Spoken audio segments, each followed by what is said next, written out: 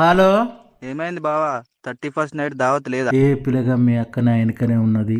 ఏదైనా ముచ్చట చెప్పి ఆ ముచ్చట లీస్ట్ చెప్తా రాసుకో. సరే చెప్పు బావా. మొన్న నేను బండేసుకొని బజార్ పోంగా ఒక ముసలోడు హఠాత్తుగా ఎదురైండు. కొద్దిగా అయితే గుద్దుతున్నాయి. ముసలోడు కూడా మంచి ఆఫీసర్ లెక్కున్నాడు. ఓకే. ఓసి 2 ఫుల్ బాటిల్లు రాసిన. సూతే గుడ్డెలుగు లెక్కున్నావు, కళ్ళు కనబడతలేవా అన్నాడా ముసలోడు. గుడ్డేలుగు అంటే ఇంగ్లీష్లో బీరు.